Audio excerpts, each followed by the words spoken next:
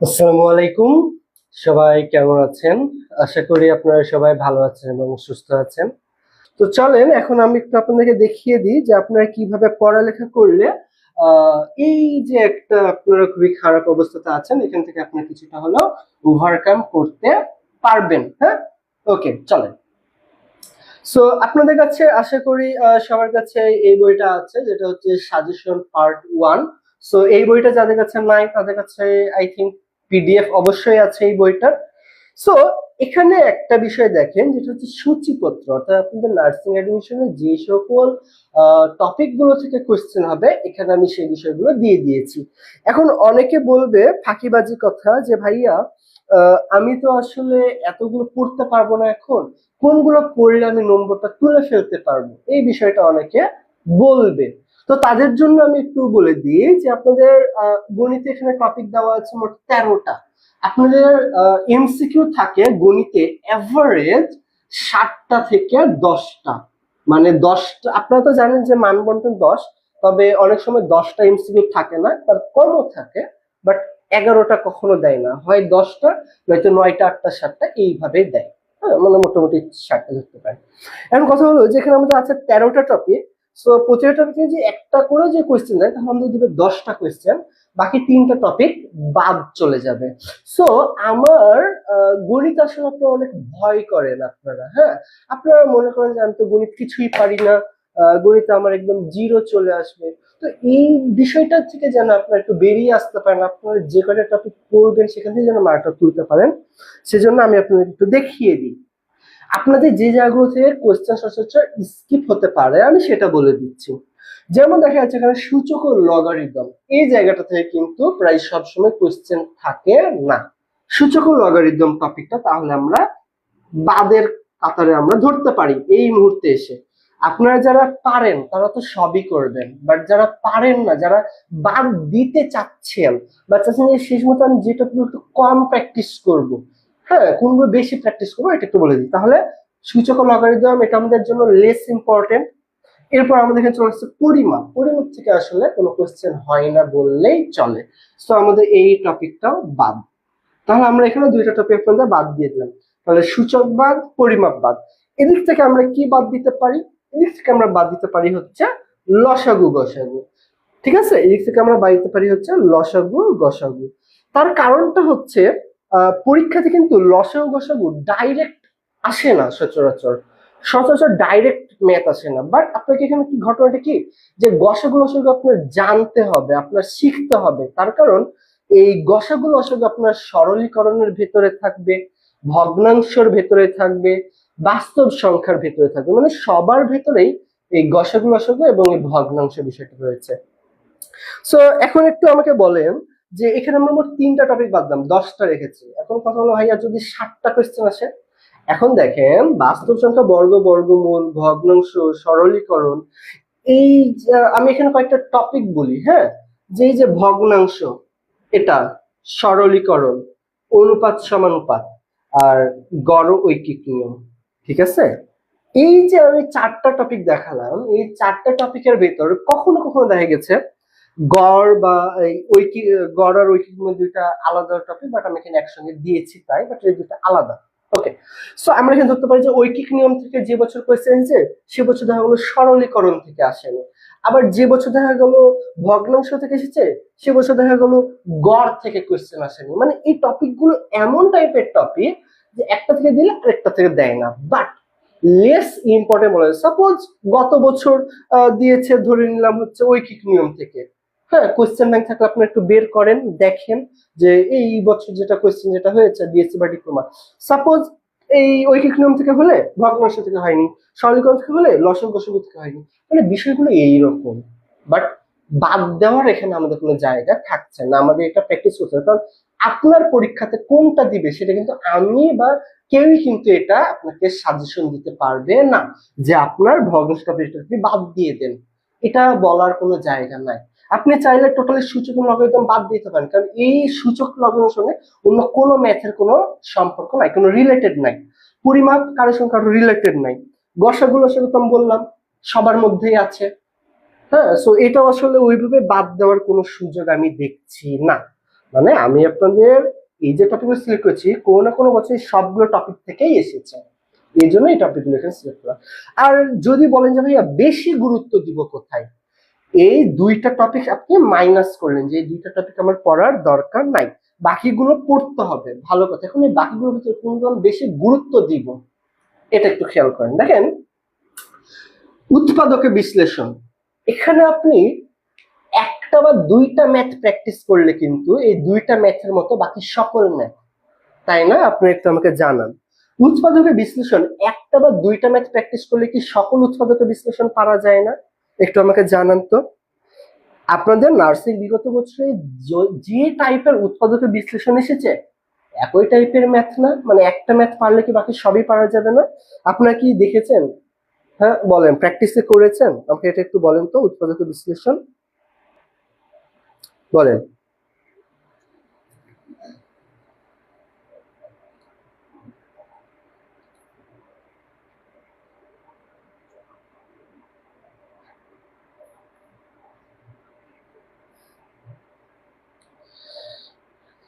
বলেন। তাহলে উৎপাদকের বিশ্লেষণ টপিক আপনি অবশ্যই করবেন, কারণ এখানে আপনার একটা ম্যাথ করলে সব ম্যাথই পেরে যাওয়ার একটা পসিবিলিটি, বা এখানে মেন উদ্দেশ্য কি, সামনে পিছে গুণ করব, মিডিল টার্ম আমি মিলাই দিব, শেষ, তাই না? শুধু এটা আপনার একটু আইকিউ খাটাতে হবে, একটু প্রশ্নটা একটু ভালোভাবে দেখতে হবে যে কি যোগ বিয়োগ গুণ ভাগ করলে মিলে যাচ্ছে, এতটুকুই তো, আর অন্য কিছু না।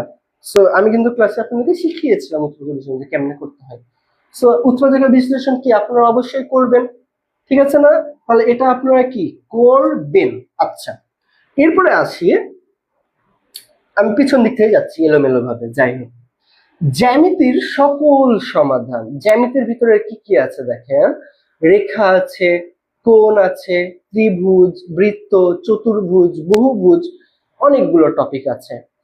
তার মানে বলা চলে যে জ্যামিতির বৃত্ত থেকেও কোশ্চেন দিতে পারে, বৃত্ত থেকে না দিলে চতুর্ভুজ থেকে দিবে, চতুর্ভুজ থেকে না দিলে বহুভুজ থেকে দিবে, বহুভুজ থেকে না দিলে কোণ বা রেখা থেকে কোশ্চেন দিবে। এক কথায় কোনো না কোনো কিছু থেকে কোশ্চেন দিবে, বাট মাস্ট আমার জ্যামিতি থেকে কোশ্চেন থাকবে, জ্যামিতি থেকে আমার কোশ্চেন থাকবে। এখন আপনি যদি বলেন যে ভাইয়া জ্যামিতির ভিতরে কি রেখা থেকে আসবে, নাকি আপনার চতুর্ভুজ থেকে আসবে, নাকি বহুভুজ থেকে আসবে, এই জায়গাটা বলাটা কিন্তু একটু টাফ। তার কারণ প্রতিটার ভেতরে কিন্তু ইম্পর্টেন্ট জায়গা রয়েছে।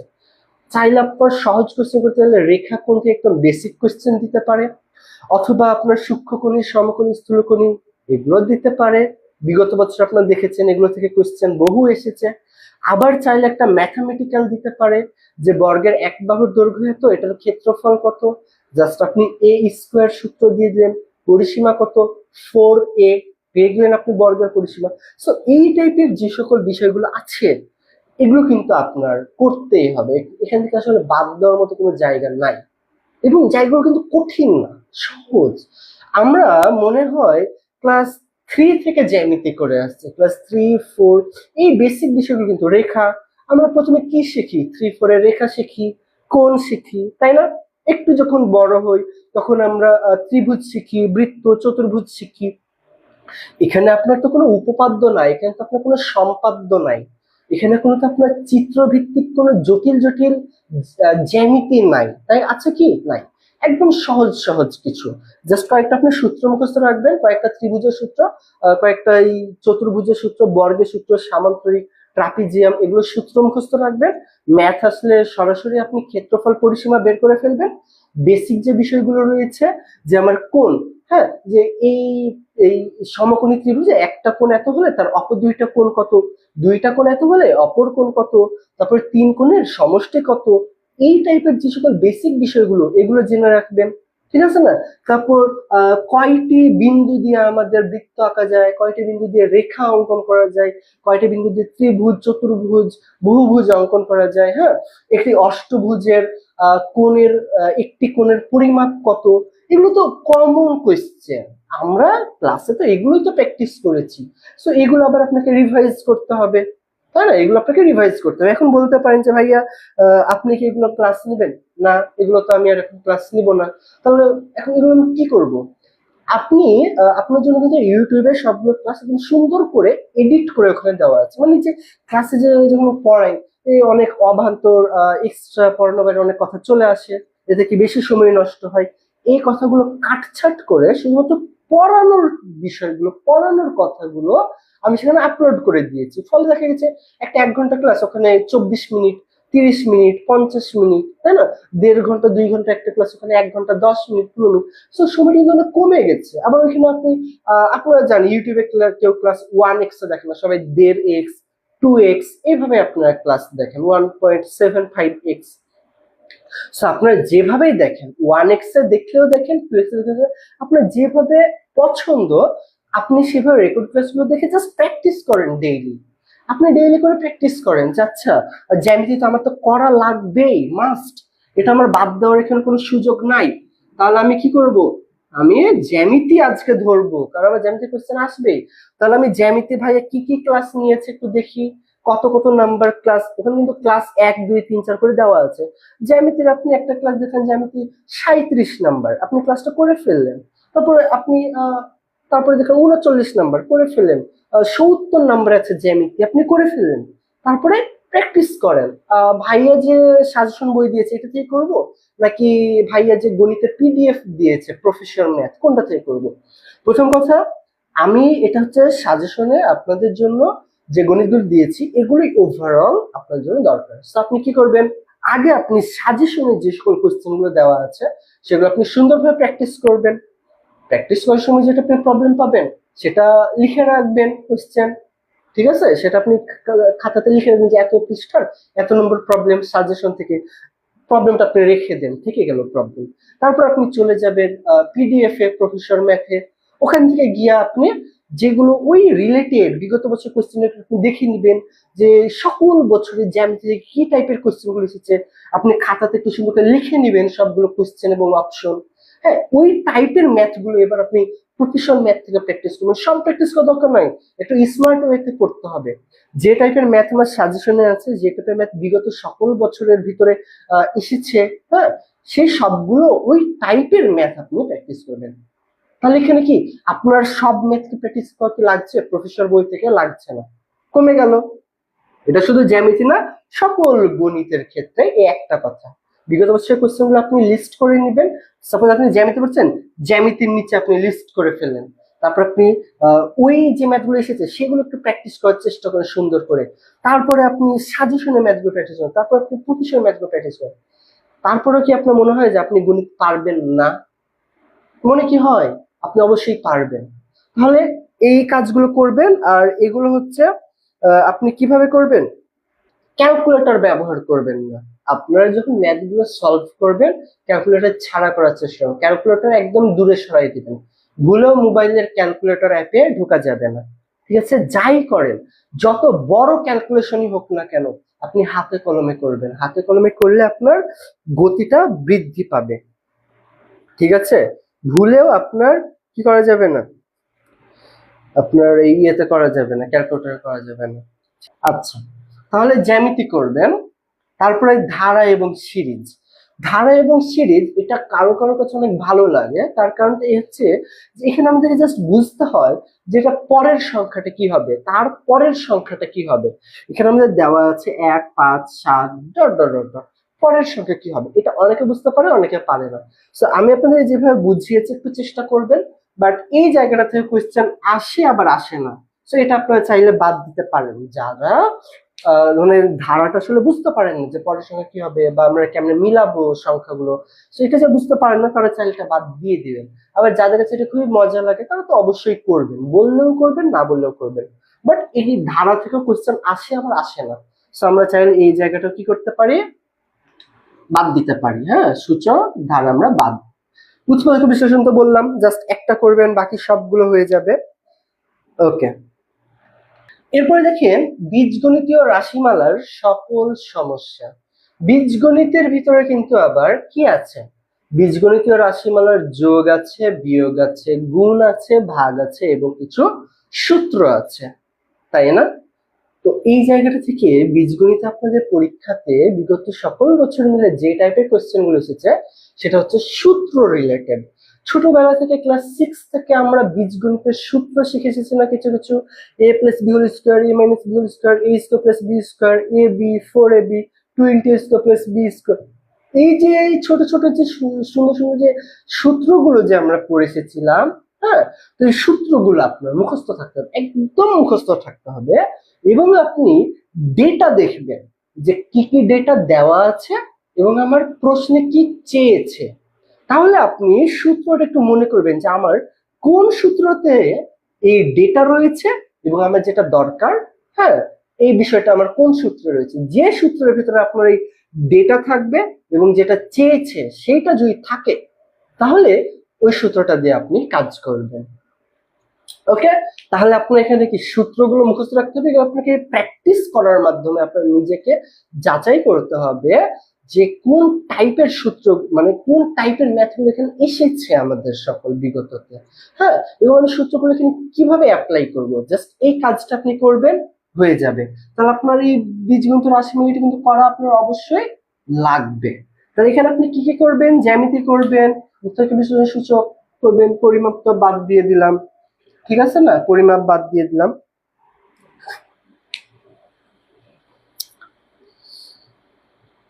ওকে, এরপর হচ্ছে শতকরা, লাভ, ক্ষতি, মুনাফা। শতকরাতে কি দেখেন, কিছুই না, জাস্ট এই যে লাভ ক্ষতি।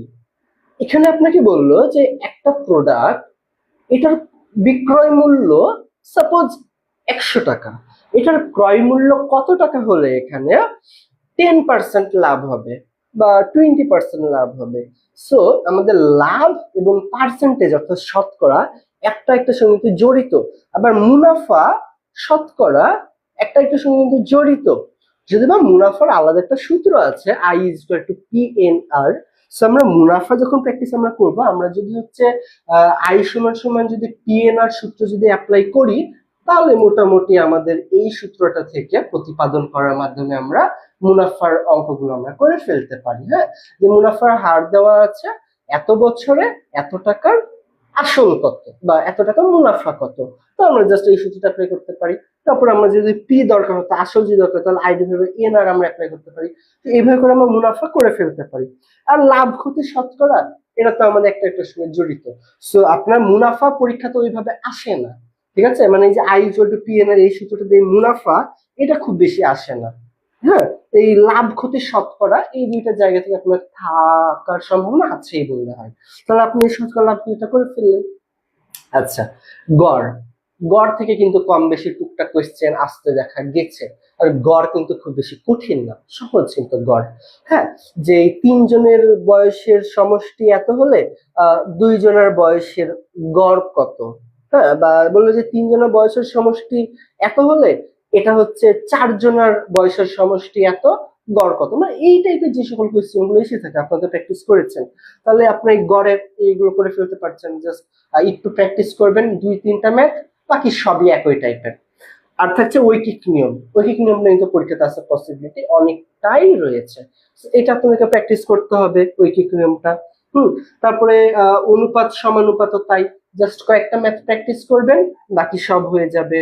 লসাগু গসাগু তো সিম্পল, লসাগু কেমনে বের করতে হয়, এই এমনে এমনে এমনে বের করতে হয়। আর গসাগু কেমনে বের করতে হয়, যে আচ্ছা আমার এখানে 24 দেওয়া আছে, তাহলে আমি এখানে কত কত করব, আমি এখানে করবো হচ্ছে 1 × 24, হ্যাঁ, তারপর এদিকে 2 × 12, এমনি করে আপনি এটার গসাগু বের করে ফেলতে পারছেন, মানে উৎপাদক করার মাধ্যমে। তো গসাগু লসাগু কেমনে করতে হয়, জাস্ট আপনি এতটুকু শিখে নেন, কাজ আপনার শেষ, গসাগু লসাগু শেষ। সরলীকরণ, সরল করা। সরল মানে কি, যোগ বিয়োগ গুণ ভাগ। এই যে দেখেন এখানে ভগ্নাংশ দেওয়া থাকবে, এখানে সাপোজ একটা মান দেওয়া থাকলো, যোগ দেওয়া থাকলো, তারপর একে গুণ দেওয়া থাকলো, এমনি করে আপনার দেওয়া থাকলো। জাস্ট আপনি একটা সূত্র জানেন কি করতে হয়, ব্র্যাকেট, তার নিচে এর, তার নিচে হচ্ছে ভাগ গুণ যোগ বিয়োগ, এভাবে তো আমাদের কাজগুলো করতে হয় পর্যায়ক্রমে। প্রথমে আমাদের ব্র্যাকেটে কাজ করতে হয়, তারপরে এর কাজ করতে হয়, এর মানে গুণ, তারপর আমাদের ভাগের কাজ, হ্যাঁ, তারপর হচ্ছে যোগ বিয়োগ, ভাগ গুণ যোগ বিয়োগ, তাই না? হ্যাঁ, তো আপনি এখানে ভাগ গুণ যোগ বিয়োগ এমনি করে আপনি করে ফেলবেন। জাস্ট আপনি এতটুকু যদি পারেন, তাহলে আপনি এখানে সরলীকরণ শেষ। ভগ্নাংশ কি, ভগ্নাংশ তো কিছুই না, জাস্ট আপনাকে বলবে নিচের কোন ভগ্নাংশটি ছোট নিচের কোন ভগ্নাংশটি বড়, এটা জাস্ট আপনাকে বলবে। কি করতে হবে, 4টা অপশন যে দেওয়া থাকবে প্রতিটা আপনি ছোটবেলার কালের মতো করে আপনি ভাগ করবেন। ঠিক আছে, ছোটবেলার মতো করে আপনি ভাগ করবেন, এই যে এমনি যে 5/3, হ্যাঁ, এদিকে ডট, এদিকে 5×6 = 30। তো এমনি করে আপনি করলেন। এটাই হচ্ছে আপনার ভগ্নাংশ, যে কোন ভগ্নাংশটি ছোট কোনটি বড়। জাস্ট এই কাজটা আপনি করবেন, ভগ্নাংশ শেষ। এটা করতে পারেন না ছোটবেলার যোগ বিয়োগ গুণ ভাগ, মানে এই ছোটবেলার মতো করে আপনি ভাগ করতে পারেন না? অবশ্যই পারেন। সো এটা জানলে আপনি পেয়ে যাবেন যে কোন ভগ্নাংশটি ছোট কোনটা বড়। শেষ, সিম্পল বিষয়। বাস্তব সংখ্যা বর্গ, বর্গমূল। বাস্তব সংখ্যাতে কি আছে, কত রকমের সংখ্যা হয় আমাদের, অঙ্ক কি, সংখ্যা কি, মূলদ সংখ্যা, অমূলদ সংখ্যা, মৌলিক সংখ্যা, যৌগিক সংখ্যা, এই 4 রকমের আছে। আপনার পরীক্ষা দিতে পারে যে নিচের কোনটি মৌলিক সংখ্যা, ঠিক আছে, বা এত থেকে এত পর্যন্ত মৌলিক সংখ্যা কতটি, এই সংখ্যা থেকে মৌলিক সংখ্যা চলে আসলো। তারপর আপনাকে বলতে পারে যে এত, হ্যাঁ, এই একটা সারিতে এতজন দাঁড়ালে এখানে ন্যূনতম কতজন থাকবে বা কতজন বাদ যাবে। কি করতে হবে, আপনার এখানে বর্গমূল করতে হবে। অঙ্কটা আপনি বর্গমূল করতে পারেন। এখন আপনি একটু অঙ্কগুলো প্র্যাকটিস করেন, যে কোন টাইপের অঙ্ক আসলে আমি বুঝবো যে বর্গমূল করব নাকি আমি বর্গ করব। একটু প্র্যাকটিস করেন। বর্গমূল তো আপনি করতে পারেন, পারেন না? পারেন। বর্গ পারেন। 1 থেকে 15 পর্যন্ত যে সংখ্যাগুলো আছে সবগুলোর বর্গ আপনি মুখস্থ ঠোঁটস্থ রাখবেন। যেন পরীক্ষা হলে যেন আপনাকে সাপোজ আপনাকে বললো যে 13-র বর্গ কত, আপনি এবার করছেন 13 × 13। মানে আপনি ইজি কাজে বা সহজ বিষয়ে যদি আপনি সময় নষ্ট করেন তাহলে আপনার জীবন বরবাদ। ঠিক আছে, সেই ধরনের যে সহজ বিষয়গুলো যে রয়েছে, হ্যাঁ, এগুলো তো আপনার সময় নষ্ট করা যাবে না, এগুলো আপনার মুখস্থ রাখতে হবে। হ্যাঁ, আবার এদিকে 20-এর বর্গ কত, 20, 30, এগুলো কি করা লাগে না? 20-এর বর্গ কত হবে, 20-এর বর্গ হচ্ছে দেখেন 2 2 গুণে 4, 2টা 0 আমি এখানে বসিয়ে দেবো, হয়ে গেল 20-এর বর্গ 400, 30-এর বর্গ 900। সেই ধরনের যেগুলো 0 এগুলো তো পেয়ে গেলাম। বাট স্পেসিফিক ভাবে আপনি 1 থেকে 15 বা আরো ভালো হয় যদি আপনি 1 থেকে 20 পর্যন্ত সংখ্যাগুলো বর্গ মুখস্থ ঠোঁটস্থ রাখতে পারেন, তাহলে আপনি মুখস্থ করে ফেলেন 1 থেকে 15 বা 1 থেকে 20 পর্যন্ত বর্গগুলো। শেষ, আপনার বাস্তব সংখ্যা বর্গ, বর্গমূল শেষ। কঠিন কি, দেখেন আমি কিন্তু এই একটা এখন আমি যে কথাগুলো বললাম সামারি করলেই কিন্তু অঙ্ক শেষ। পরীক্ষায় যেগুলো আসার মতো, এই যে আমি টুকটাক যে কথাগুলো বললাম, শেষ। আর কি আছে, বাস্তব সংখ্যা থেকে কি আসবেন, কোনটি আপনার ওই মৌলিক সংখ্যা, মৌলিক সংখ্যা পারলেই হয়ে গেল। যৌগিক সংখ্যা সহজ বিষয়, জোর, তারপর কোনটি ক্ষুদ্রতম মৌলিক সংখ্যা, ক্ষুদ্রতম যৌগিক সংখ্যা, হ্যাঁ, এই বিষয়গুলো। তারপর মূলদ সংখ্যা, অমূলদ সংখ্যা কোনগুলো, এগুলো আপনারা একটু চিনে নিলেন। একদম শুরুতেই আছে। বর্গ কেমনে করতে হয়, বর্গমূল কেমনে করতে হয় শিখিয়েছি তো, পারবেন। জাস্ট আপনি দেখবেন যে কোয়েশ্চেনটা তো ডাইরেক্ট বলবে না যে 1672 সংখ্যাটির বর্গমূল নির্ণয় করো, এটা তো আপনাকে বলবে না। এটা আপনার একটা অঙ্কের ভিতর দিয়ে দেওয়া থাকবে, তখন আপনার এটা নিজেকে বুঝে নিতে হবে, আচ্ছা এটার আমার বর্গমূল চেয়েছে। বর্গমূল করার পরে আমার এই সৈন্য সংখ্যা বিয়োগ করতে হবে, করে আমি যেটা পাবো সেটা আমার উত্তর। এমনি তো কাজ করতে হবে, তাই না? সো এই তো আপনার গণিত হয়ে গেল। তাহলে আপনি কি বাস্তবাঙ্ক, বর্গমূল, এই টাইপের অঙ্কগুলো করবেন। তারপর ভগ্নাংশ, সরলীকরণ, গসক, অনুপাত, গড় নিয়ম, মুনাফা, শতকরা লাভ, এগুলো সবই করবেন। জাস্ট যে টাইপ ভিত্তিক করবেন, এগুলো তাকে এখানে টপিক, এটা আপনি টাইপ ভিত্তিক করবেন। বিগত বছরগুলোতে যে ধরনের ম্যাথ এসেছে সেই সকল ধরনের ম্যাথ আপনি লিস্ট করে ফেলবেন প্রতিটা। সাপোজ আপনি এখন বাস্তব সংখ্যা, বর্গ, বর্গমূল নিয়ে আপনি গবেষণা করছেন, আপনি এই বিগত সকল বছরের বাস্তব বর্গ, বর্গমূল কি টাইপের ম্যাথ আপনি লিখে ফেলেন। ওই টাইপের ম্যাথ গুলো আপনি প্র্যাকটিস করেন। আপনি প্রফেসর বই থেকে প্র্যাকটিস করেন। আমার এই সাজেশনে যে ম্যাথ গুলো দেওয়া আছে প্রায় 300টার মতো, সেই 300টা ম্যাথ আপনি ক্লিয়ার করে ফেলেন এই 13টা টপিকে। এই তো, ম্যাথে নম্বর পাওয়া যাবে না কেন? অবশ্যই পাওয়া যাবে যদি আপনারা একটু এইভাবে কাজগুলো করতে পারেন। তাহলে কি বলেন তো, ম্যাথ কি অনেক ইজি হয়ে গেল না আপনাদের কাছে? এখন ভয় কি হবে আর? কঠিন কিছু? একটা ক্লাসে কিন্তু সব ম্যাথ শেষ করে ফেললাম। বলেন তো, পারবেন না? আই থিঙ্ক এবার পেরে যাবো। তাহলে আপনি এখান থেকে বাদ দিবেন, ধারা বাদ দিবেন, সূচক বাদ দিবেন, পরিমাপ বাদ দিবেন। জাস্ট এই 3টা বাদ দেওয়ার মতো। বাকি যা 10টা আছে টপিক করতেই হবে, মাস্ট বি। জাস্ট আপনি দেখে নিন কোন টাইপের ম্যাথ এসেছে, সেই টাইপের ম্যাথ গুলো আপনি প্র্যাকটিস করবেন। ওকে, এবং সেই টাইপটা যদি বলেন ভাই আপনি বলে দেন, তাহলে সেটা বলার জন্য আপনার রয়েছে প্রশ্ন ব্যাংক, সেখান থেকে আপনি দেখে নেবেন যে কি টাইপের ম্যাথ, এবং আমার সাজেশন আমি যে টাইপের ম্যাথ গুলো দিচ্ছি এই টাইপের ম্যাথ গুলো আপনি এখান থেকে প্র্যাকটিস করবেন। প্রশ্ন ব্যাংকে প্র্যাকটিস করবেন, এবং প্রফেশনাল ম্যাথে তো অনেক ম্যাথ দেওয়া আছে, এক একটা টপিকে 150-200 টাকা করে ম্যাথ দেওয়া। সো অত ম্যাথ করতে হবে না, জাস্ট এই টাইপের ম্যাথ গুলো করবেন, হয়ে গেল। ওকে, সো এই ছিল হচ্ছে আমাদের গণিত। এবার আমরা চলে যাব হচ্ছে নেক্সট কি রয়েছে, বাংলা। বাংলার এখানে আমি যে টপিক গুলো দিয়েছি, বাংলার সেকেন্ড পেপারের মোট 25টা টপিক, বিগত সকল বছরই কোয়েশ্চেন অ্যানালাইসিস করে এই 25টা টপিকই আমি পেয়েছি। এই 25টা টপিকই আমি পেয়েছি, যে টপিকগুলো থেকে কোয়েশ্চেন এসেছে। ওকে, সেই 25টা টপিকের বাইরে বাংলা সেকেন্ড পেপারের আর অন্য কোনো টপিক নাই নাই নাই। কথা হলো বাংলা সেকেন্ড পেপার থেকে কতগুলো কোয়েশ্চেন হতে পারে। বাংলার টোটাল নম্বর 20 নম্বর, 20-এর ভিতরে 20টা এমসিকিউ পরীক্ষায় আসে, কখনো কোনো মাঝে মধ্যে 18-19 হয়ে যায়, বাট 20টা ধরে রাখেন। 20টার ভেতরে আপনার বাংলা সেকেন্ড পেপার থেকে আপনি ধরে রাখেন 14 নম্বর। কত নম্বর? 14 নম্বর আপনার আসবে, ঠিক আছে? 14 মার্ক থাকবে, 14 মার্ক। এখন কথা হলো 25টা টপিক থেকে তো আর 14 মার্ক দেওয়া পসিবল না। অবশ্যই কয়টা টপিক থাকবে? 14টা টপিক থাকবে না, 14টা টপিকও কিন্তু থাকবে না, থাকবে 12টা 13টা টপিক, 11টা টপিক। 11টা টপিকের ভিতরে কোশ্চেন থাকবে 14টা, মানে কোনো একটা টপিক থেকে 2টা এমসিকিউ দিয়ে দিতে পারে, বাট এটার পসিবিলিটি খুবই কম। আপনি ধরে রাখবেন 14টা টপিক থেকে 14টা কোশ্চেন হবে, মানে আমার 25টা টপিক আসবে না। এবার আপনি অ্যাডমিশন যে দিবেন, আপনার এখানে ধরে নেন যে 25টা টপিক তো আপনার পরীক্ষা আসবে 14টা টপিক, তাহলে আমরা এখানে বাদ দেওয়ার মতো থাকছে আমাদের আরো 11টা টপিক, মানে 11টা টপিক আমরা চাইলেই বাদ দিতে পারি, তাই না? তাহলে এবারে চলেন আমরা এখানে একটু দেখি যে কোন টপিকগুলো আমরা বাদ দিতে পারি এবং কোন টপিকগুলো আমরা বেশি গুরুত্ব দিব। সো প্রথমে আমাদের চলে আসছে ভাষা এবং সাহিত্য। আমরা জানি ভাষা এবং সাহিত্য কিন্তু অনেক বড় একটা টপিক, অনেক বিশাল, এখানে হিউজ পরিমাণে ইনফরমেশন আছে, তাই না? প্রাচীন যুগ থেকে আমাদের ভাষা কিভাবে চলে আসছে সে সকল বিষয় এখানে রয়েছে। সো ভাষা ও সাহিত্য এখান থেকে আপনার কোশ্চেন থাকবেই।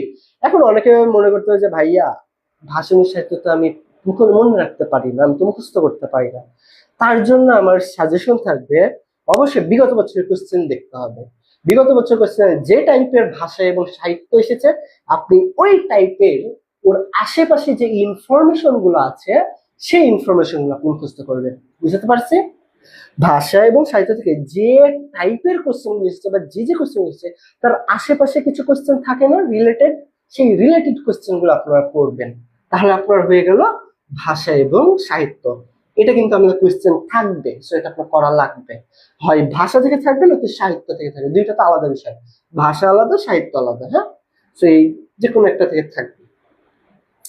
এরপর আসছে বাংলা ব্যাকরণ। বাংলা ব্যাকরণ মানে কি, এখানে টুকটাক কিছু ছোটখাটো নিয়ম দেওয়া থাকবে।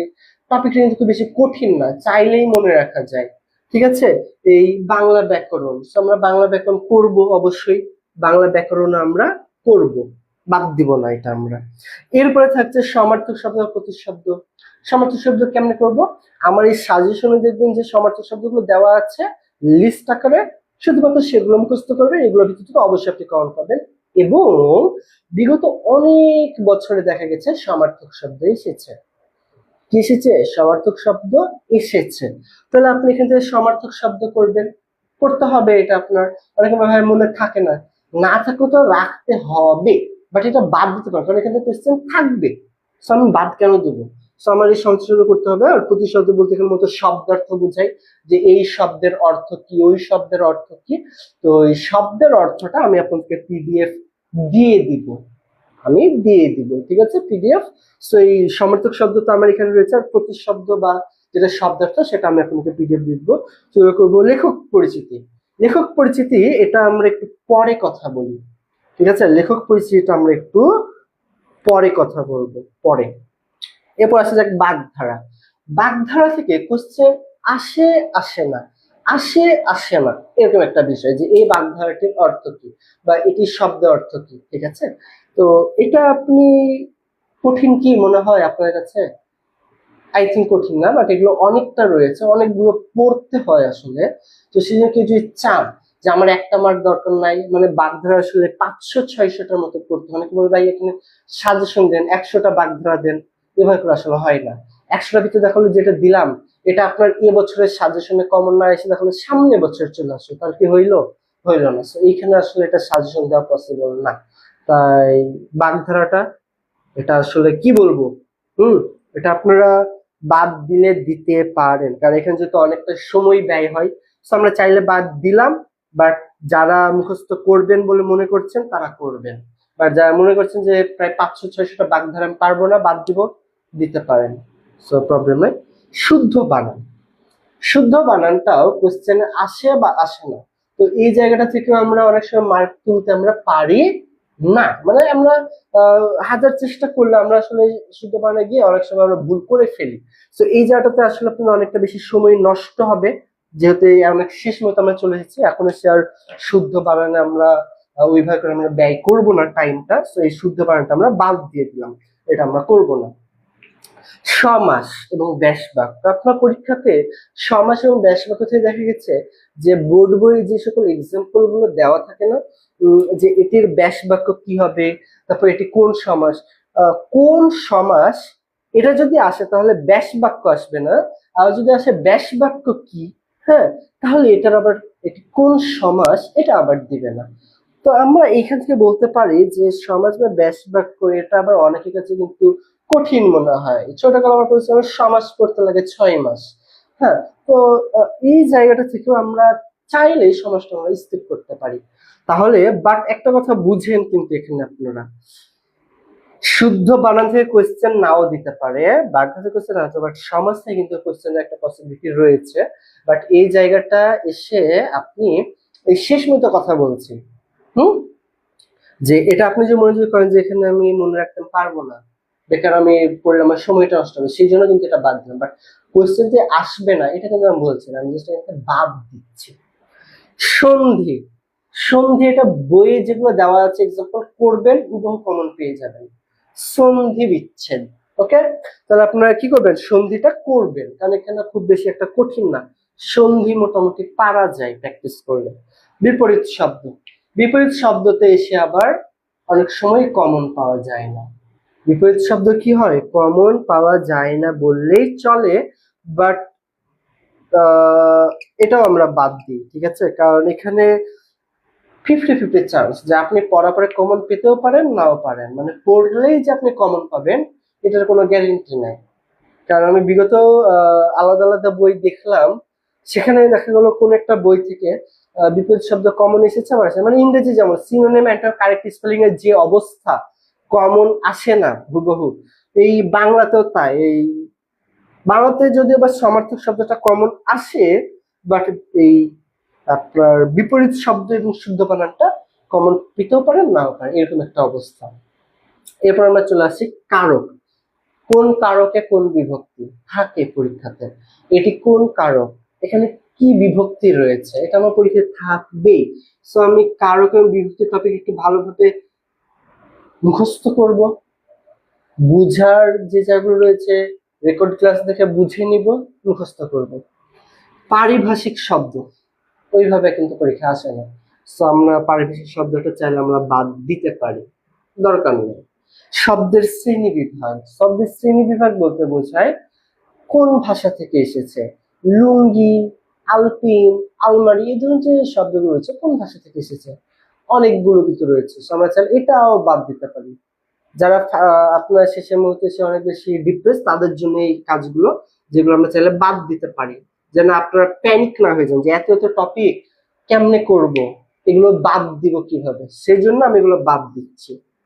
এবার রয়েছে আমাদের ক্রিয়াপদ, সমাপিকা ক্রিয়া, অসমাপিকা ক্রিয়া, সকল কঠিন কিছু, একদম সহজ, এবং এখান থেকে কিন্তু পরীক্ষাতে কোশ্চেন আসে। ক্রিয়াপদ সহজ একটা টপিক, বাট কোশ্চেন কিন্তু আপনি পাবেন পরীক্ষাতে, ঠিক আছে। সো এই জায়গাটা কিন্তু আপনি করবেন, তাহলে আপনি এখান থেকে কি করবেন, ক্রিয়াপদ টপিকটা আপনি করবেন।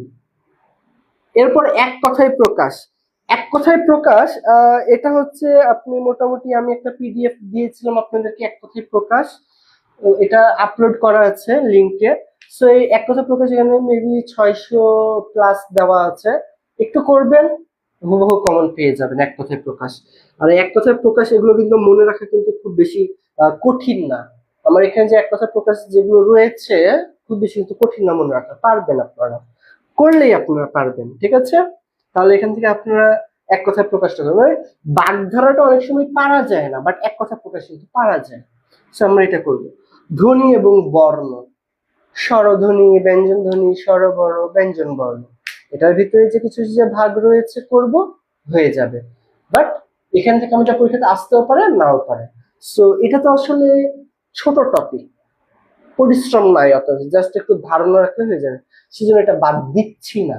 তবে এখান থেকে কিন্তু কোয়েশ্চেন না আসারও একটা পসিবিলিটি রয়েছে, এখান থেকে কোয়েশ্চেন নাও আসতে পারে, এরকম একটা জায়গা কিন্তু এটা রয়েছে। তারপর আমরা এটাকে ধরে নিতে পারি, এটা আমরা করব। ক্রিয়ার কাল, ভাই রে ভাই, ইংরেজিতেও যেমন ক্রিয়ার কাল আসে, বাংলাতেও আসে, ক্রিয়ার কাল আসেই, সব সময় আসে। সো এটাকে আমরা বাদ দিতে পারবো? পারবো না, কখনোই আমরা এটা বাদ দিতে পারবো না। তো ক্রিয়ার কাল আপনাকে অবশ্যই করতে হবে। যখন আপনি টেন্স করছেন, তখন আপনি টেন্সের বই আর বাংলা ক্রিয়ার কাল পাশাপাশি খুলে রেখে আপনি করেন। তারপরে আপনি যখন টেন্স করছেন, তখন আপনি বাংলা ক্রিয়ার কাল করে ফেলেন, শেষ। তাহলে আমরা ক্রিয়ার কাল অবশ্যই করব, অবশ্যই করব। ধ্বনি পরিবর্তন, হ্যাঁ, এখানে আপনার একটা এক্সাম্পল দেওয়া থাকবে কোশ্চেনে। এখানে বলবে ধ্বনির কি রকমের পরিবর্তন হয়েছে, বিপ্রকর্ষ, সমকর্ষ, কি ধরনের আমাদের এখানে ধ্বনি বিপর্যয় হয়েছে, ঠিক আছে না? ধ্বনি পরিবর্তন, ধ্বনি বিপর্যয় হয়েছে না কি হয়েছে? সো ধ্বনি পরিবর্তন, বাট এটা ভিতরে তাই আসতে পারে, না পারে। তবে এটা কি একটু একটু যদি আপনি মনে রাখার কৌশল ব্যবহার করে যদি আপনি পড়েন, তাহলে কিন্তু আপনি পেরে যাবেন ধ্বনি পরিবর্তন করবেন। পদাশ্রিত নির্দেশক, অনুসর্গ, উপসর্গ, পদাশ্রিত নির্দেশক থেকে ওইভাবে আসে না কোয়েশ্চেন, হ্যাঁ, অনুসর্গ বা উপসর্গ থেকে আসলেও আসতে পারে। মানে তিনটা টপিক মিলে একটা কোয়েশ্চেন হতেও পারে, নাও পারে। একটু দেখে নিব আমরা যে বাংলা উপসর্গ কোনগুলো, অনুসর্গ কোনগুলো, বাংলা উপসর্গ কতটি, অনুসর্গ কতটি, হ্যাঁ, তারপর কোন কোন অনুসর্গ কোথায় ব্যবহার করা হয়, অনুসর্গ আসলে কোনগুলো, উপসর্গ কোনগুলো। তারপরে আমার একটা শব্দ পরীক্ষা যদি দিয়ে দেয়, দিয়ে যদি বলে এখানে নিচে কোন উপসর্গটি যুক্ত হয়েছে এই শব্দে, আমি যেন সেই উপসর্গটি যেন আমি ওখান থেকে ধরতে পারি, এই জন্য আমাকে কি করতে, উপসর্গ গুলো পড়তে হবে, যে 20টা 22টা যে আমাদের উপসর্গ রয়েছে, অনুসর্গ যেগুলো রয়েছে, এগুলো একটু দেখে রাখবো, হয়ে যাবে। আমরা জাস্ট একটু উপসর্গ অনুসর্গ গুলো একটু দেখে রাখবো, যে কোনগুলো উপসর্গ কোনগুলো অনুসর্গ, জাস্ট একটু দেখে রাখবো, হয়ে যাবে। পারা যাবে না? অবশ্যই পারা যাবে, সেটা পরীক্ষাতে আমরা আসতেই পারে। পদ প্রকরণ, পদ প্রকরণের ভিতরে আমাদের কি রয়েছে, বিশেষ্য পদ, বিশেষণ পদ, হ্যাঁ, সর্বনাম পদ, অব্যয় পদ, এগুলোই তো। এখন আপনার পরীক্ষাতে আসতে পারে যে একটা শব্দ সাপোজ দিয়ে দিল, বলতে পারে এই শব্দটির বিশেষ্য পদ নিচের কোনটি, হ্যাঁ, বা এই শব্দটির বিশেষণ কি, এই টাইপের দিতে পারে। তারপর নিচের কোনটি অব্যয়ের কয়েকটা তো ভাগ রয়েছে, নিচের কোনটি কোন অব্যয়, এই টাইপের কোশ্চেন দিতে পারে। আবার এটা দিতে পারে যে এই শব্দটা কি বিশেষ্য, এটা বিশেষ্যের কোন ভাগের ভিতরে পড়ে, এই টাইপের যে কোশ্চেন গুলো, এগুলো দিতে পারে পরীক্ষাতে। হ্যাঁ, একটা এক্সাম্পল দিয়ে বলবে এটি কি বিশেষ্য, তাহলে আপনাকে এই কাজগুলো করতে হবে, যে বিশেষ্য একটা পদ দেওয়া থাকে, একটা বিশেষণ কি হবে এটার, তারপর হচ্ছে আপনার মানে এই টাইপের যে কোশ্চেন, তারপর আপনার হচ্ছে বিশেষণ দেওয়া থাকলে এটা বিশেষ্য কি হবে, তারপর বিশেষ দেওয়া থাকলে এটা কি ধরনের বিশেষ্য, কি টাইপের নাউন, ইংরেজিতে আমরা আসে না যে ক্যাটল কি প্রকারের নাউন, কি টাইপের নাউন, আসে না পরীক্ষাতে, বাংলাতে চলে আসবে কি বিশেষ্য, পড়তে হবে, এটা অবশ্যই পড়তে হবে, বাদ দেওয়ার কোনো সুযোগ নাই। জ্যোতি চিহ্নতে কোশ্চেন ওইভাবে আসে না, জাস্ট বিগত একটা বছরে কি 2টা বছরে এসেছিল, আমরা জ্যোতি চিহ্নটা বাদ দিতে পারি। চাইলে পড়তে পারেন, ছোট একটা টপিক, পড়লে খুব বেশি কষ্ট হবে না, পড়তে পারেন, বাট চাইলে আমরা বাদ দিতে পারি। বাক্য প্রকরণ, হ্যাঁ, খুব বেশি ইম্পর্টেন্ট কিন্তু বাক্য প্রকরণ, সরল বাক্য, জটিল বাক্য, যৌগিক বাক্য, তারপর এখানে রয়েছে আপনারা অস্থিবাচক বাক্য, হ্যাঁ হ্যাঁ বাচক, না বাচক, হ্যাঁ, তারপর আবেগবাচক, প্রশ্নবোধক, তারপরে এক্সক্লেমেটরি, বিস্ময়সূচক, এই সবগুলো মিলে বাক্য প্রকরণ। এবং হ্যাঁ, বাক্য প্রকরণ থেকে কিন্তু কোশ্চেন থাকবে, বাক্য প্রকরণ কিন্তু কোশ্চেন থাকবে, বুঝতে পেরেছেন? যে বলতে পারে যে নিচের কোনটি সরল বাক্য, নিচের কোনটি জটিল বাক্য, 4টা অপশন থাকবে, সেখানে আপনার জটিল বাক্যটা নির্ণয় করতে হবে, নিচের কোনটি যৌগিক বাক্য, দিতেই পারে এইভাবে। তাহলে আপনার কি করতে হবে, বাক্য প্রকরণটা আপনার অবশ্যই অবশ্যই করা লাগবে। তারপর লিঙ্গান্তর, লিঙ্গান্তর যে এটা একটা দেওয়া আছে, এটার পুরুষবাচক শব্দ কি হবে, এটা স্ত্রীবাচক শব্দ কি হবে, তারপরে নিচের কোনটি ক্লীবলিঙ্গ, হ্যাঁ, মানে যেটা বস্তুবাচক বোঝায়, যার কোনো জীবন নাই, এই ধরনের ক্লীবলিঙ্গ আমরা বলছিলাম। তারপর হচ্ছে নিচের কোনটি উভয় লিঙ্গ বোঝায়, রাষ্ট্রপতি, প্রধানমন্ত্রী, জেলে, ডাক্তার, কোনগুলো। সো আপনার এগুলো পড়তে হবে। জাস্ট এই কয়টা আপনি পড়বেন যে কোনগুলো ক্লীবলিঙ্গ, কোনগুলো হচ্ছে উভয় লিঙ্গ, এবং পুরুষবাচকের স্ত্রীবাচক কি হবে, স্ত্রীবাচকের পুরুষবাচক কি হবে, শেষ আপনার লিঙ্গান্তর। তো লিঙ্গান্তর থেকে কোশ্চেন, এখানে আসলে একটা ঘটনা কি ঘটে, যে অনেক সময় দেখা যায় এমন একটা এক্সাম্পল দিয়ে দিবে যেটা আসলে উভয় লিঙ্গ, স্ত্রীলিঙ্গ নাকি পুরুষ লিঙ্গ, পুরুষবাচক শব্দটা আসলে বুঝায় যায় না। তো আমরা চাইলে এই জায়গাটা স্কিপ করতে পারি, বাট করব না, আমরা এটা পড়বো। সো লিঙ্গান্তর এখান থেকে আবার কোশ্চেন থাকতে পারে, নাও পারে, এরকম একটা পসিবিলিটি আছে। সো এটা একটু দেখে নিবেন, জাস্ট এক্সাম্পল গুলো মনে রাখবেন। মনে রাখতে কিন্তু এটা কঠিন না, জাস্ট এই লিঙ্গান্তর যে এক্সাম্পল, এটা কিন্তু মনে রাখা কঠিন না, সহজ। আবেগ শব্দ, এখান থেকে আসলে বিগত 15 বছর কোশ্চেন আসতো না, লাস্ট এই বছরে, আগের বছর এসেছিল আবেগ শব্দ থেকে। তো এটা একটু চাইলে দেখে নিতে পারেন, বাট দেখার দরকার নেই, দেখার দরকার নেই না, দেখবেন। ছোট একটা টপিক, মাত্র এই 15 থেকে 20টা লাইন পড়লে হয়ে গেল আবেগ শব্দ। তো যদি পরীক্ষায় চলে আসে বাই চান্স, তখন কি হবে, একটু দেখে নিবেন, জাস্ট একটু দেখে নিবেন, 1 ঘন্টাও সময় লাগবে না আবেগ শব্দ করতে, একটু দেখে নিবেন, হয়ে গেল। বচন, এক বচন, বহু বচন, নিচের কোনটি এক বচনে ব্যবহৃত হয়, নিচের কোনটি বহু বচনে ব্যবহৃত হয়, হ্যাঁ। তারপর একটা এক বচন দেওয়া আছে, এটার বহু বচন কি হবে। তো এক বচন যে বহু বচনটা আসলে ইংরেজিতে বেশি আসে, বাংলাতে ওইভাবে আসে না বচনটা। সো বচনটা আসলে আমরা আমি আপনাদের ক্লাসে করেছিলাম যে রাজি, পর্বতমালা, পর্বতরাজি, তারপর হচ্ছে সদস্য বৃন্দ, সদস্য মন্ডলী, শিক্ষক মন্ডলী, শিক্ষক বৃন্দ। তো কোনো কোনোটা শব্দে বৃন্দ যোগ হয়, আবার একই শব্দে মন্ডলীয় যোগ হয়, তাই না, পড়েছিলাম না। তো এই জায়গাগুলো একটু কনফিউশন। তো কেউ যদি চান যে বাদ দিব, অনেক বাদ তো মোটামুটি অনেকই দিলাম, আচ্ছা এটাও বাদ দিলাম, বচনটা বাদ। ধাতু, প্রকৃতি এবং প্রত্যয়, একটু সময় লাগবে, একটু দেখে নিবেন, অনেকের কাছে কঠিন লাগতে পারে, বাট ধাতু, প্রকৃতি এবং প্রত্যয় থেকে যে কোশ্চেন একবার আসে, একদম কুপকাত করে ফেলবে আপনাকে, কপাত, ঠিক আছে না। তো সেটার জন্য একটু হলেও দেখে রাখবেন এটা, কারণ এখান থেকে কোশ্চেন আসার পসিবিলিটি আছে। তাহলে আমরা এটা একটু দেখবো। তাহলে 25 টপিকে তো আমি কয়টা টপিক বললাম আপনাদের, দেখেন তো, 1টা 2টা 3টা 4টা 5টা 6টা 7টা 8টা 9টা 10টা 11টা 12টা 13 14 15 16। তাহলে দেখেন আপনাদের কিন্তু আমি 25টা টপিক কিন্তু আমি 16টা টপিক করে দিলাম, একটু দেখে নেন।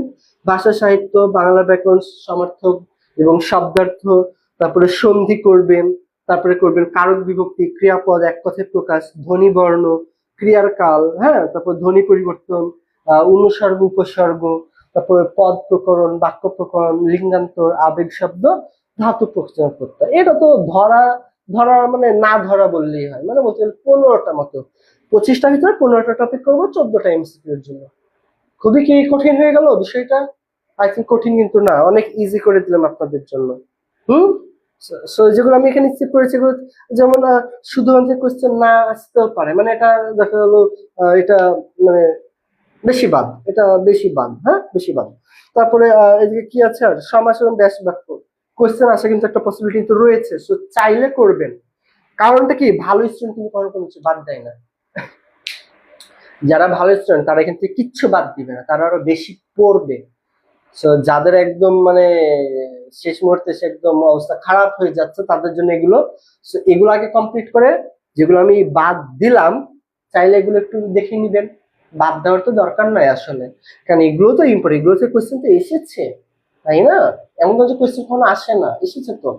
মানে যে টপিকগুলোতে কোশ্চেন একেবারে আসে না, সেগুলো তো আমি একেবারে বাদ দিয়ে দিয়েছি।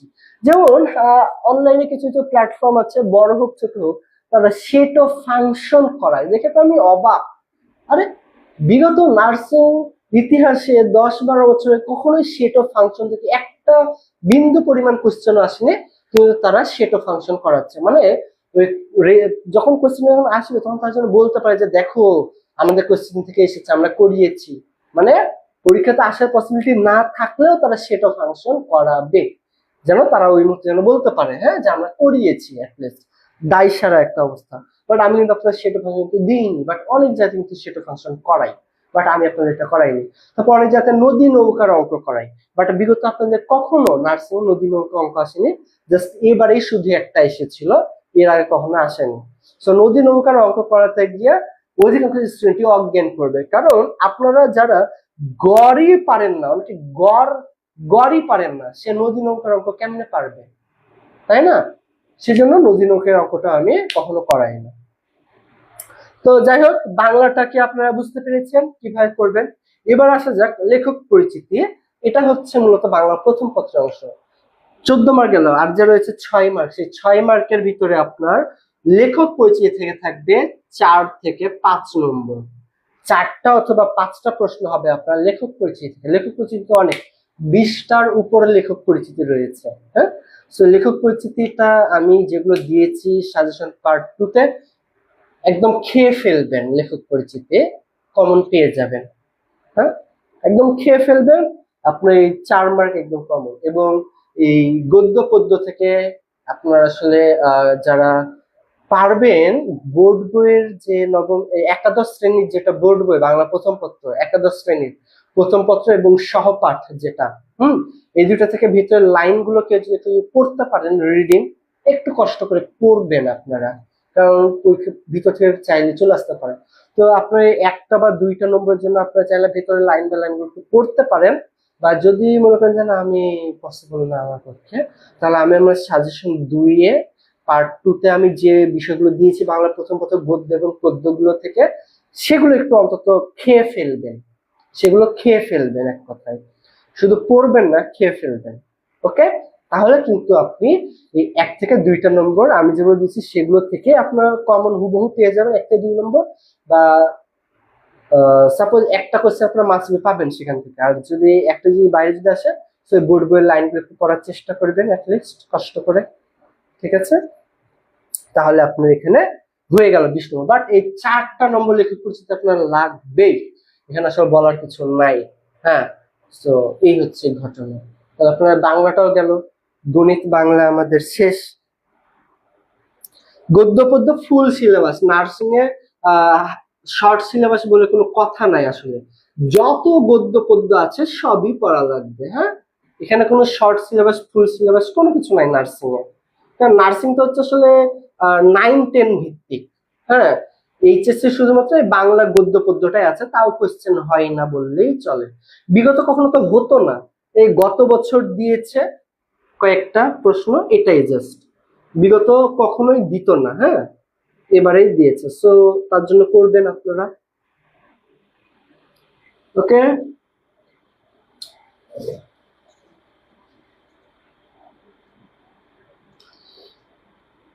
তাহলে আপনারা কিন্তু আপনার জন্য কিন্তু ফাঁকিবাজি ব্যবস্থা আমি করে দিচ্ছি। সো তারপরে যদি আপনার প্রিপারেশন যদি নেন, তাহলে কিন্তু বিপদ আছে ভাই আপনাদের। তাহলে এই গেল হচ্ছে আমাদের গণিত এবং বাংলা। এরপরে যে বিষয়টা নিয়ে আমরা আলোচনা করব সেটি হচ্ছে ইংরেজি। বাইরে ভাই, ইংরেজি সবার কাছে একদম ভয়ের একটা সাবজেক্ট। হ্যাঁ, যে ইংরেজি পারি না ভাই, বাংলাদেশে জন্মগ্রহণ করেছি, জন্ম থেকে বাংলা ভাষায় কথা বলছি, এখন হুট করে এসে যদি ইংরেজি পড়া লাগে, তাহলে ইংরেজি কি তাই পারি নাকি? হ্যাঁ, সো ইংরেজি নিয়ে যাদের একদম জ্বর চলে আসে তাদের জন্য একটু আমি হেল্প করব, যে কোনগুলো করলে আপনি একদম কমন পেয়ে যাবেন। পিছন থেকে আসে সাবস্টিটিউশন বা সিঙ্গেল ওয়ার্ড, এটা হচ্ছে মূলত এক কথায় প্রকাশ। বাংলাতে আমরা যে এক কথায় প্রকাশ করছি এটা হচ্ছে সেটা, এটা আমরা বাদ দিব, করবো না। এইভাবে আসেন subject verb agreement. Subject verb agreement দরকার, আমি পড়িয়েছি, দরকার আছে। সাবজেক্ট ভার্ব এগ্রিমেন্ট হচ্ছে one type of right form of verb. Right form of verb মানে কি, ভার্বের সঠিক ফর্ম। আর সাবজেক্ট ভার্ব এগ্রিমেন্ট হচ্ছে তাই, যে এগ্রিমেন্ট মানে হচ্ছে কারোর সঙ্গে যখন আমরা কোনো কিছু নিয়ে বলতে গেলে এগ্রিমেন্ট করি না আমরা, মানে দলিল স্বাক্ষর করে যেটাকে বলা হয় এগ্রিমেন্ট করা। হ্যাঁ, তো সেটা হচ্ছে সাবজেক্ট, মানে কোন সাবজেক্টের জন্য কোন ভার্ব বসবে, one kind of right form of verb. তো right form verb subject verb agreement লাগবে। হ্যাঁ, তার আগে যেটা বেশি লাগবে, মাস্ট। মাস্ট যেটা লাগবে, ভাত না খাইলেও যেটা লাগবে সেটা হচ্ছে টেন্স। টেন্স কইরে, এই হচ্ছে টেন্স। আপনি ভাত খেতে ভুলে যাবেন কিন্তু আপনার টেন্স ভোলা যাবে না। আপনি ভাত খেতে ভুলে গেলেও আপনার টেন্স ভোলা যাবে না, বুঝাতে পারছি? টেন্সের যে 12টা ভাগ রয়েছে, টেন্স, ভাত খাইতে ভুলে গেলেও টেন্স ভুলে যাবে না। টেন্স লাগবে। এবারে রাইট ফর্ম ভার্ব মানেই টেন্স। রাইট ফর্ম ভার্ব যে করবেন, রাইট ফর্ম ভার্ব মানেই টেন্স। আপনার টেন্স করা লাগবে, রাইট ফর্ম ভার্ব করা লাগবে, সাবজেক্ট ভার্ব এগ্রিমেন্ট করা লাগবে, একই বিষয় এগুলো।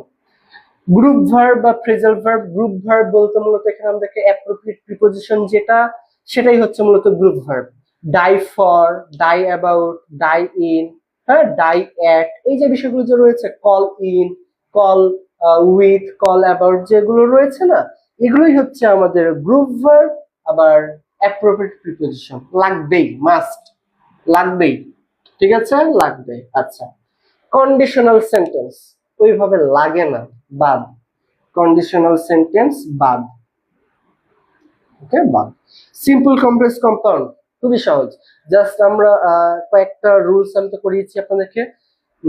যদি বা মাস্টার ইংলিশে অনেক রুলস আছে, আপনার ভয় পেয়ে যান, ভয় পাওয়ার কোনো দরকার নেই। বিগত বছর কোয়েশ্চেন গুলো দেখবেন, সিম্পল কমপ্লেক্স কম্পাউন্ড থেকে কি কি কোয়েশ্চেন এসেছে লিস্ট করে ফেলবেন। ওই টাইপের কোয়েশ্চেন গুলো দেখবেন যে কোন কোন রুলস থেকে ওই সবগুলো কোয়েশ্চেন এসেছে। হ্যাঁ, সে রুলস গুলো শুধুমাত্র প্র্যাকটিস করবেন, হয়ে যাবে। এবং এখান থেকে কোয়েশ্চেন থাকে। Sentence, assertive sentence, interrogative, imperative, objective, exclamatory, এগুলো চেঞ্জিং দিয়ে দিবে। সাপোজ আপনাকে একটা অ্যাসার্টিভ বাক্য দিল, দিয়ে বললো এটা ইম্পারেটিভ করো, একটা এক্সক্লেমেটরি বাক্য দিয়ে বলতে পারে যে এটা অ্যাসার্টিভ করো। হ্যাঁ, মানে বাক্যের চেঞ্জ দিতে পারে আমাদের। সো সহজ, কঠিন না। কয়েকটা রুলস করবেন, জাস্ট কয়েকটা রুলস করবেন, হয়ে যাবে। তাহলে আমরা সেন্টেন্সও করব, এখানে আসলে বাদ দেওয়ার জায়গা আমি পাচ্ছি না। তারপরে রয়েছে আমাদের ন্যারেশন। ন্যারেশন থেকে ওইভাবে কোয়েশ্চেন হয় না, বাট ন্যারেশনটা আমরা বাদ দিলাম। বাট আপনার পক্ষে যদি পসিবল যদি হয়, একটু কয়েকটা রুলস দেখে নেবেন। বিগত বছরে এসেছে ন্যারেশন থেকে কোয়েশ্চেন এসেছে, বাট বেশি আসেনি। যে কয়েকটা ন্যারেশন কোয়েশ্চেন এসেছে, আপনি চাইলে ওই কয়েকটা কোয়েশ্চেন, ওই টাইপের রুলস আপনি প্র্যাকটিস করে ফেলে রেখে দিলেন। লিটারেচার, লিটারেচার বলতে সাহিত্যিক যারা যারা ইংরেজ সাহিত্যিক যারা, তাদের নিয়ে আসে, বেশি আসে না, আমরা এটা বাদ দিলাম। ভয়েস চেঞ্জ একটু প্র্যাকটিস করব, হয়ে যাবে, কঠিন কিছু না, আমাদের ভয়েস চেঞ্জ লাগবে। ডিগ্রি, ডিগ্রি লাগবে, positive degree, comparative degree, superlative degree লাগবে আমাদের এটা। হ্যাঁ, এটা একটু লাগবে। আরেকটা বিষয়, যে আমাদের একটা বিষয় রয়েছে না, যে অ্যাডজেক্টিভের যেমন ভার্বের যেমন 3টা ফর্ম রয়েছে, V1, V2, V3, তেমন আমাদের কিন্তু অ্যাডজেক্টিভের কিন্তু ভাগ রয়েছে, গুড, বেটার, বেস্ট, আপনারা সবাই জানেন, তাই না? সো ওই জায়গাটা কিন্তু আপনাদেরকে মুখস্থ করতে হবে। আমি পিডিএফ দিয়েছি আপনাদেরকে গতদিন, সো ওই জায়গাটা কিন্তু আপনাদেরকে পড়তে হবে। তাহলে এটা গেল। এরপরে ইডম ফ্রেজ, ইডম ফ্রেজটা ওইভাবে কোয়েশ্চেন আসে না, বাট মোটামুটি কিন্তু কোয়েশ্চেন আসে ইডম ফ্রেজ থেকে। সো যদি চান বাদ দিতে পারি আমরা, ওইভাবে দরকার হয় না idiom phrase. Correct spelling, correct spelling আমি আমার সাজেশন বইতে যেগুলো দেওয়া রয়েছে সেগুলো আগে ভালোভাবে করবেন, একদম ভালোভাবে, কারণ ওইখান থেকে বিগত প্রায় কোয়েশ্চেন গুলো এসেছে। ওইটা করার পরে আপনার কাছে মাস্টার ইংরেজি হোক অথবা অ্যাপেক্স ইংলিশ যেটাই হোক না কেন, আপনি আপনার সেই বই থেকে কারেক্ট স্পেলিং গুলো একটু পড়ে নিবেন। সো এটা আমি বাদ দিলাম না, কারণ কারেক্ট স্পেলিং কমন পাওয়া যায়। বাট সিনোনিম অ্যান্টোনিম বাদ, এটা আপনি যতই পড়েন না কেন, যেখান থেকেই পড়েন না কেন, কমন পাওয়ার পসিবিলিটি নাই বললেই চলে, সো বাদ। ট্রান্সলেশন, ভাই রে ভাই, ট্রান্সলেশন যে কি পরিমাণে আসে পরীক্ষা, এটা লাগবেই। টেন্স ট্রান্সলেশন লাগবে। ট্রান্সলেশন কি, অর্থ জানা। আর ট্রান্সলেশন মূলত কেমন দেয়, টেন্স ভিত্তিক দেয়। সাপোজ আপনার পরীক্ষায় দিল I ate rice, I ate rice, কি দিল আপনার, ATE, অ্যাট, ATE, অ্যাট দিল। সাপোজ অ্যাট মানে কি, পাস্টে ব্যবহার করা হয়। সো পাস্টে যদি ব্যবহার করা হয় তাহলে কি বলতে হবে, আমি ভাত, কি হবে, আপনি একটু কমেন্ট করেন তো দেখি এটা। আই অ্যাট রাইস, হ্যাঁ, এটা ট্রান্সলেশন কি হবে, আপনি একটু উত্তর করেন তো। আর্টিকেল, বাইরে ভাই এই এন দিকে আর্টিকেল বলে শেষ, আর কোনো কাজ আছে আর্টিকেলের, নাই। আর্টিকেল কোথায়, এন বসে ভাওয়েলে আগে, এ বসে কনসোনেন্টের আগে, শেষ। দা কোথায় কোথায় বসে, কোনো কিছুকে নির্দিষ্ট করলে দা বসে। দ্বীপপুঞ্জ, পর্বতমালা, তারপর হচ্ছে বিভিন্ন ধর্মগ্রন্থ, হ্যাঁ, অট্টালিকা, সংবাদপত্র ইত্যাদি ইত্যাদি পূর্বে আমাদের দা বসে, শেষ। তারপর কিছু কিছু ভাওয়েল সাউন্ড রয়েছে কিন্তু আমাদের ওয়ার্ডটা কনসোনেন্ট, তারপরে এর আগে এন বসবে। কিছু কিছু ইউ বা ওয়াই এর মতো হলে এন না বসে এ বসবে। কিছু কিছু জায়গাতে এ বসার কথা বাট না বসে এন বসবে। হয়ে গেল সিম্পল বিষয়। তারপর যেগুলো আমাদের অ্যাব্রিভিয়েশন বা শর্ট ফর্ম রয়েছে, M A, L L B, হ্যাঁ, এই টাইপের গুলোতে আমরা উচ্চারণ করে দেখবো শুরুতে কি হচ্ছে, সেই অনুযায়ী আমি বসাই দিব এ অথবা এম। এই তো লাগবে, এটা আসে পরীক্ষায়। Gender, gender, feminine gender, masculine gender, neuter gender কোনগুলো আসে পরীক্ষাতে। সো এটা আমরা করব, কঠিন কিছু না। নাম্বার, নাম্বারও পারা যায়, নাম্বারটা একদম কমন কাজ। আপনি যদি কি পড়েন নাম্বার, হ্যাঁ, যে সিঙ্গুলার নাম্বারে প্লুরাল কি হবে, প্লুরাল নাম্বারে সিঙ্গুলার কি হবে, কমন পেয়ে যাবেন। ট্রান্সলেশনের ক্লাস তো নিব, হ্যাঁ, আর অন্যগুলো তো নিয়েছি। আচ্ছা, কনজাংশন লাগে না ওইভাবে, কনজাংশন বাদ বাদ। তারপরে প্রিপোজিশন, প্রিপোজিশন আর অ্যাপ্রোপ্রিয়েট প্রিপোজিশন তো পড়বো, আমরা বলেছি অ্যাপ্রোপ্রিয়েট প্রিপোজিশন পড়বো। আর যেগুলো আমাদের বেসিক কিছু প্রিপোজিশন, যেগুলো বেসিক কিছু রুলস রয়েছে ব্যবহার, যেগুলো বেসিক কিছু প্রিপোজিশনের ব্যবহার, সেগুলো করবো। বেশি ডিটেলস ভিতরে রুলস গুলো করতে গেলে আপনার কিছু মনে থাকবে না, সেগুলো তো যা দরকার নেই। যেগুলো এমনি একদম বেসিক, হ্যাঁ, যে প্রিপোজিশন গুলো রয়েছে সেগুলোর ব্যবহার গুলো করবো, কোথায় কোথায় ব্যবহার করা হয় সেগুলো একটু প্র্যাকটিস করবো, হয়ে যাবে। বাট প্রিপোজিশন থেকে আসলে ওইভাবে মার্ক তোলা অনেকটা কষ্টকর। সো প্রিপোজিশনটা আসলে কি বলবো, করেন, প্রিপারেশন করেন, বাট কি করবেন, প্রিপারেশনটা আসলে কি করবেন, অ্যাপারেন্ট প্রিপারেশন করবেন। আর এমনি প্রিপারেশনের যেগুলো বেসিক রুল সেগুলো করবেন। গভীরে যেতে পারলে যাবেন, না যেতে পারলে দরকার নেই।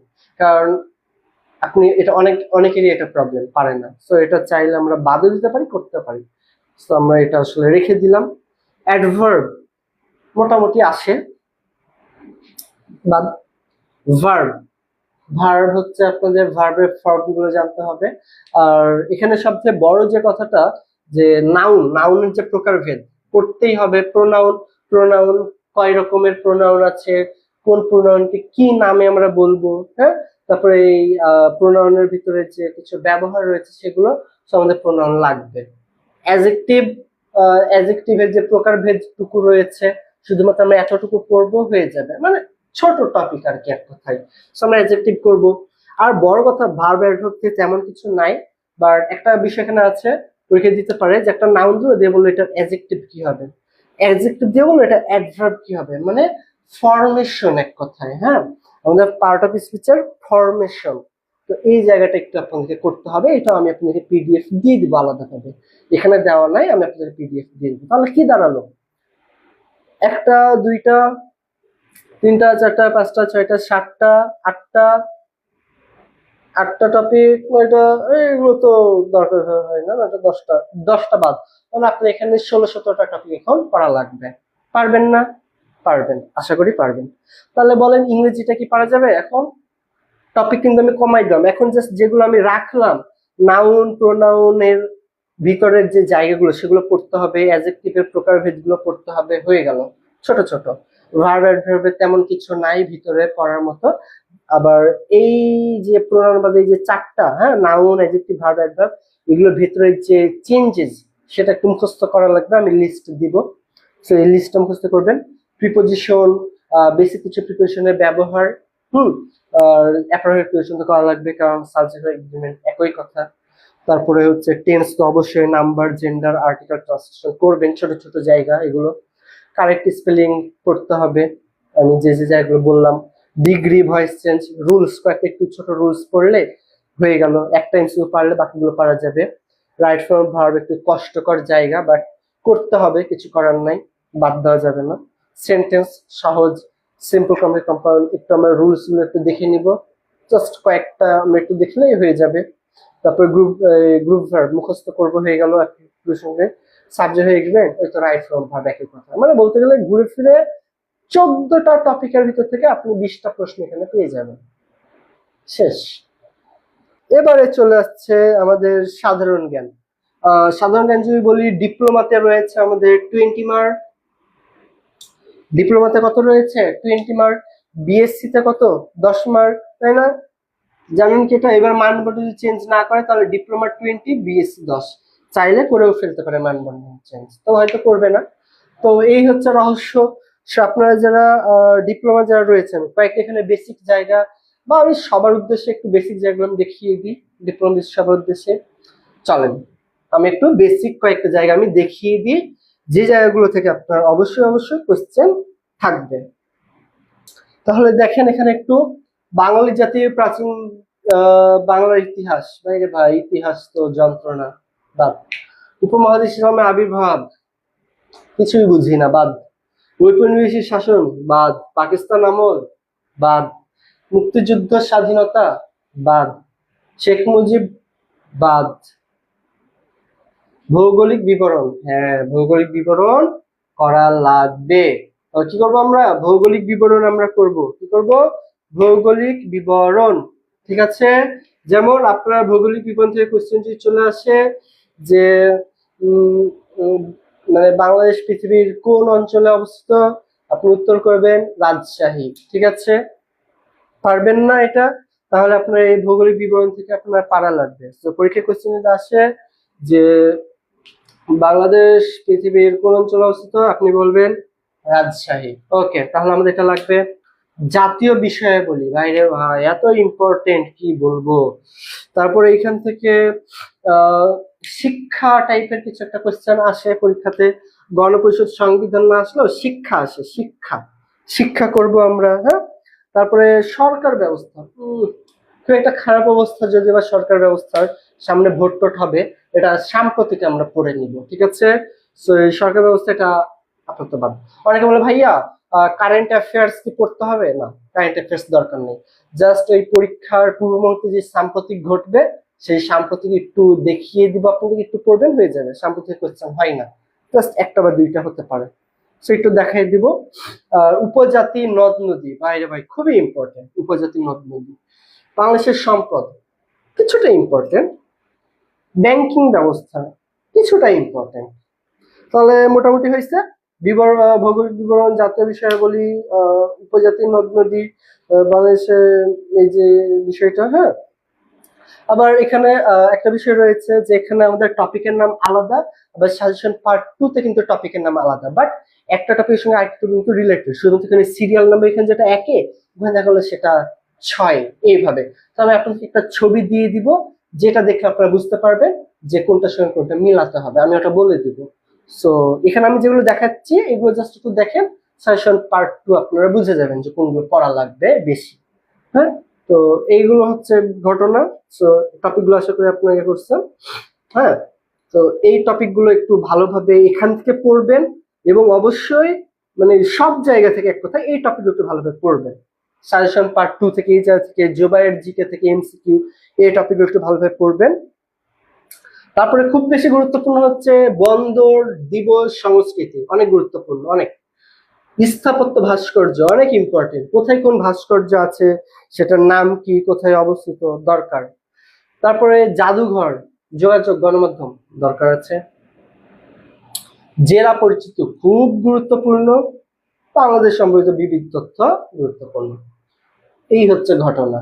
আর প্রথমে যেগুলো রয়েছে ইতিহাস, ইতিহাস বাদ। ইতিহাস ওইভাবে অত আসে না পরীক্ষায়, ইতিহাস বাদ, ভুলে যান। যে বিষয়গুলো আমি বললাম জেনারেল, আসলে যেগুলো আসলেই জেনারেল নলেজ, সাধারণ জ্ঞান আপনার জানা লাগবে। হ্যাঁ, নয়তো আপনারা তো আবার রাজশাহী বলে দিবেন। দেখো একটা জায়গায় আপনি দাঁড়াই আছেন অ্যাডমিশন দিয়ে বের হয়ে, হ্যাঁ আপনি যখন নার্সিং হোমে বের হলেন, একটা কোচিং থেকে গিয়ে হুট করে আপনার সাথে মাইক্রোফোন ধরে বললো বলো তো এই সাধারণ জ্ঞানটা কি, হ্যান কি তেন কি, তখন আপনি যদি উল্টা উল্টি বলে ফেলেন, মানসম্মত সব শেষ। আপনাকে জিজ্ঞাসা করবেন না প্রাচীন আমলে কি ঘটেছে, এগুলো জিজ্ঞাসা করবে না। বেসিক যেগুলো আপনার আসলে জানা দরকার সেগুলো জিজ্ঞাসা করবে। এবং বর্তমানে নার্সিং এ ওই ইতিহাস ইতিহাস বাদ দিয়ে যেগুলো আসলে জেনারেল শিক্ষার্থী জানার দরকার সেগুলো পরীক্ষাতে দিচ্ছে। তো এইগুলো হচ্ছে সেই টপিক। ওকে, আচ্ছা, তাহলে এই জায়গাটা হচ্ছে আপনাদেরকে এগুলো পড়া লাগবে। কি কমাই দিলাম না জিকে? বলেন কমাই দিছি না? আর কি চান আপনারা বলেন। ওকে, এবার দেখেন পৃথিবী পরিচিতি, দরকার আছে। এশিয়া মহাদেশ দরকার আছে। ইউরোপ, আফ্রিকা, উত্তর আমেরিকা অতটা দরকার নেই, বাট আছে অল্প। আন্তর্জাতিক সংগঠন, সংস্থা অতটা নাই। গেরিলা, গুরুত্বপূর্ণ চুক্তি অতটা দরকার নেই। ভৌগোলিক উপনাম, হ্যাঁ দরকার আছে। বিখ্যাত ব্যক্তিত্ব, গ্রন্থ দরকার আছে। এখান থেকে মূলত উপনামটা বেশি গুরুত্বপূর্ণ। দ্বীপ, নদ নদী প্রণালী খুবই গুরুত্বপূর্ণ। প্রথম দিবস, বিমানবন্দর, হ্যাঁ খুবই গুরুত্বপূর্ণ এটাও। বৃহত্তম ক্ষুদ্রতম ভাই খুবই গুরুত্বপূর্ণ, বৃহত্তম ক্ষুদ্রতম, হ্যাঁ হ্যাঁ, প্রাচীন বর্তমান নাম, ও অনেক গুরুত্বপূর্ণ, গুরুত্বপূর্ণ এটা, মানে পরীক্ষায় দিবেই এরকম একটা বিষয়।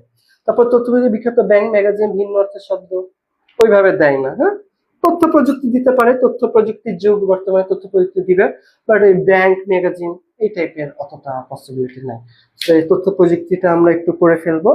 তো এই হচ্ছে বিষয়, একটু দাগিয়ে নিতে পারেন বইয়ে। পৃথিবী পরিচিতি, এশিয়া মহাদেশ, উত্তর আমেরিকা একটু একটু গুরুত্বপূর্ণ, ভূগোল উপনাম বেশি গুরুত্বপূর্ণ, প্রণালী ডাবল টিক অনেক গুরুত্বপূর্ণ, প্রথম দিবস অনেক গুরুত্বপূর্ণ, তারপরে প্রাচীন বর্তমান সংস্থা পুরস্কার সম্মান অনেক গুরুত্বপূর্ণ, তথ্য প্রযুক্তি গুরুত্বপূর্ণ। তো এই জায়গাগুলো লাগবে, অনেক গুরুত্বপূর্ণ। আচ্ছা, এগুলো আপনারা পড়বেন। যেগুলো আমি টিক দিলাম না, স্কিপ করলাম, চাইলে আপনারা ওগুলো বাদ দিয়ে দিতে পারেন, চাইলে পড়বেন, না চাইলে বাদ দিবেন, কারণ জিকের যেহেতু নম্বর কম, সে এতগুলো জায়গা থেকে কোশ্চেন হওয়ার কোনো পসিবিলিটি নাই।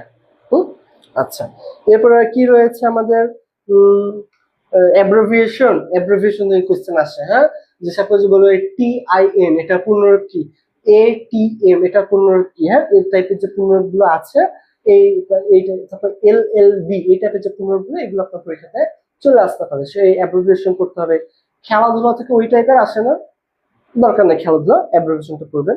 মুদ্রা, অবশ্যই মুদ্রা পড়তে হবে, রাজধানী, যে কোন দেশের রাজধানী কি, কোন দেশের মুদ্রার নাম কি, এটা দরকার। আমার সাজেশন পার্ট 2 তে কিন্তু সুন্দর করে দেওয়া আছে এই জায়গাগুলো, রাজধানী মুদ্রা করে ফেলবেন।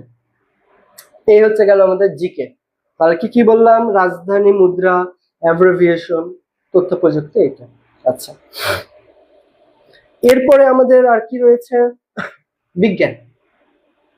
আপনি ডিপ্লোমা দেন, বিএসসি দেন, মিডওয়াইফারি দেন, যেটাই হন না কেন, আপনি MP3 যে বিজ্ঞান বই বা PDF একদম খেয়ে ফেলেন একদম টোটালি, হ্যাঁ।